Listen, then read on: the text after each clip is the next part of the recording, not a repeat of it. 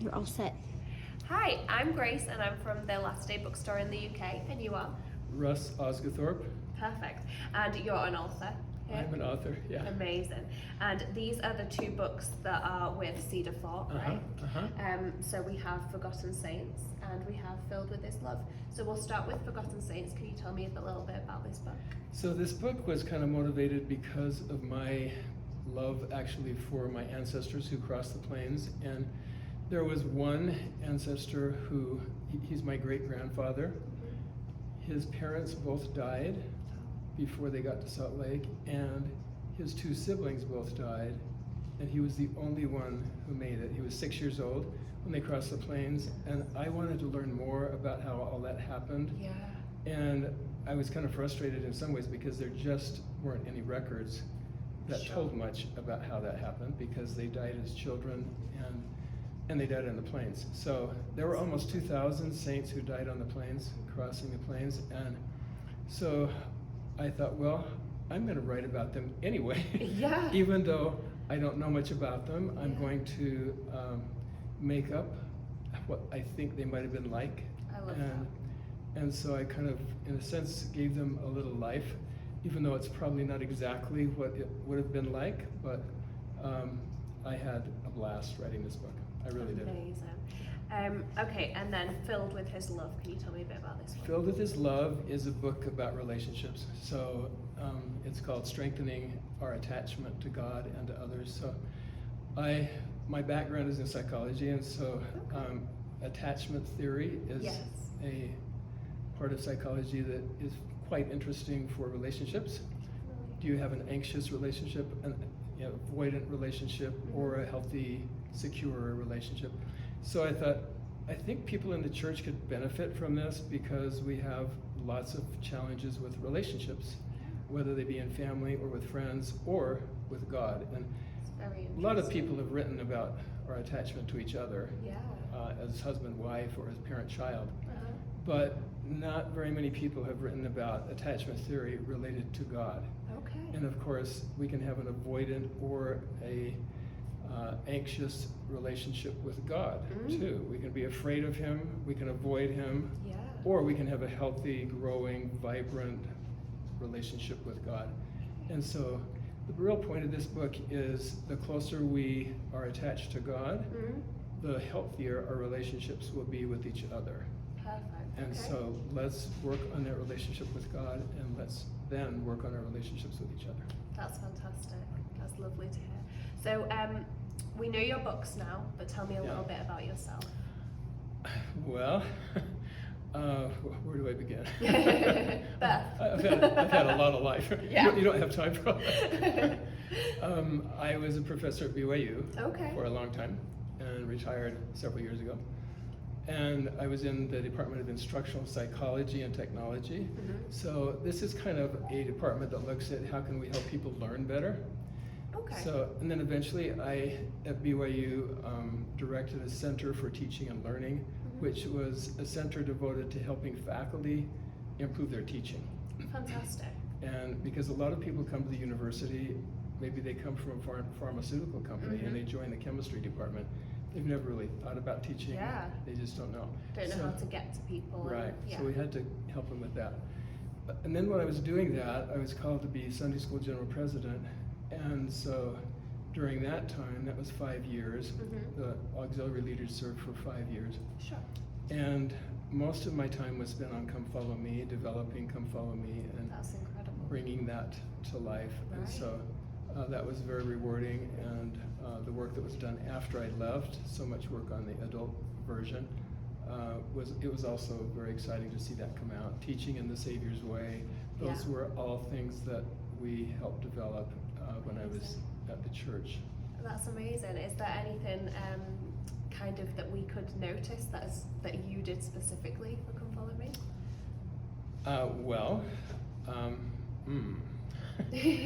Here's what I usually tell people. Yeah. Elder Piper was helping us at one point from the 70, and he said, you know what?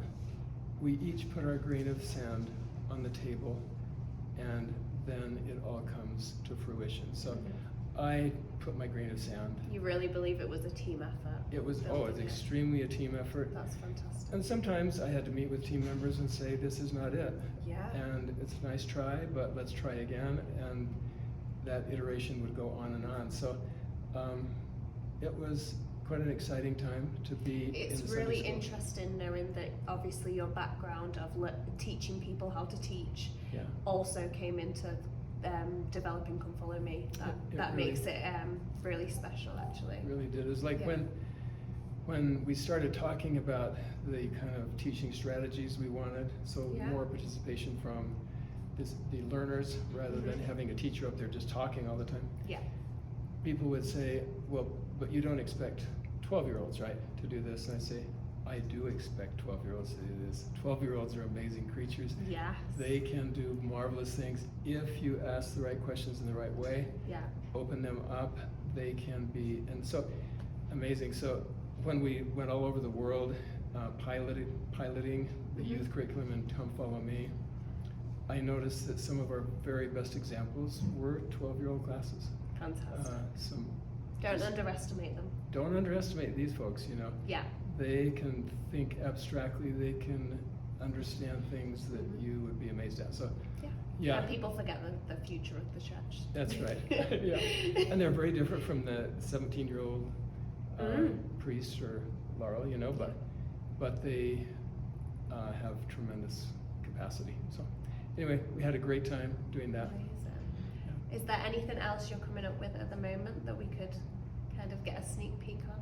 Anything else you're working on? Well, on my YouTube channel, I've mounted a little talk that I was actually supposed to give this talk at BYU to the Latter-day Saint Educators Society, but I couldn't give it because I had a health problem at the time. Okay. And so my son substituted for me, probably did a much better job than I done. He's incredible. But I thought, well, since I spent so much time preparing for this, I will make a little video of it. So that's on YouTube. It's called Freeing the Moral Imagination. Okay. So Perfect. it's kind of like, how can we increase our moral imagination so that we become more creative, better at discovering and recognizing truth, and increasing the quality of our relationships? Because Amazing. so it's called creativity, discovery, and unity. The unity part is on relationships. Moral imagination is just a fascinating field. Yeah. And so it's kind of like our way out of the bad relationships that we have between people and also between nations. So moral imagination is what we need to solve the problems that we have even between nations and come Amazing. to peace Yes. and get rid of war. Okay. Perfect. That would be nice, wouldn't it? So as well as reading your books, we can hear more from you because you have a podcast. I have a podcast. It's the same title as Filled with His Love. So if you just go on Google and just type in Filled with His Love podcast, it'll come up all over the place, whichever platform people like to listen to. But yeah, and I have some people who seem to be quite faithful listeners in Britain. That's amazing. And so, yeah. And what can we expect from that podcast? What's the My- format? How does it work? Yeah, the format, it's usually solo, so once in a while I will have a guest, but usually solo. Sometimes I do podcasts with my wife. People like those, they love, she's amazing. Oh. And so, but it's short.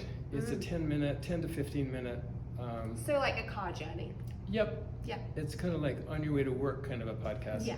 I had a friend the other day call me. He says, I get out of the shower and then I listen to it, just while I'm getting ready. Yeah. He said, I said, so you like the length? He said, don't make it any longer. He said, I like it just the way it is. Yeah. I said, okay, that's great. So it's short, and what it does is it builds on the book. It doesn't repeat the book. Yeah. It's kind of like all the stuff that I could have put in that I didn't put in because Sure. of space, and I don't like long books. Yeah.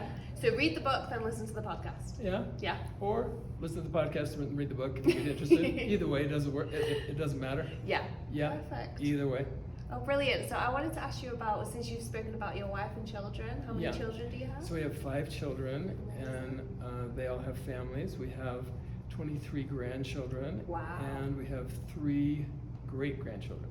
Incredible. So yeah, So Christmas is a big one. And they It's a all big live one. in around here? they don't. Oh. So we've got my two daughters live in San Diego area, Mhm. San Marcos, and California, and I have two in Utah, Okay. and then one son and his family in Puerto Rico. Oh, I was going to say they're all still in the US, and then you mentioned Puerto Rico. Puerto I'm Rico. like, That's right. so close. So close. And that Puerto Rican family, they used to live in England. Okay. So they lived in Chiswick, Oh, nice. Yeah. close to London there. Uh-huh. They were there for 3 years, worked for BP. Oh, nice. So there's kind of England in their Mhm. family. I mean, Yeah. yeah, totally. Oh, lovely. Well, thank you so much bet. for having this interview with me. It's been Sure. lovely to learn more Sure. about you and put a face to the author. Yeah. Because that's what we've been struggling with. You Yeah. know, now that we've met you, we can go, oh, I want to read his book because I course it- really like him. Of course, it depends on how good the face is, right? Maybe nobody will like to read it. Maybe. But hopefully this helps. Okay, let's say bye to everyone in the UK. Bye, everyone. Bye-bye. Yeah, Thank you so much. you bet.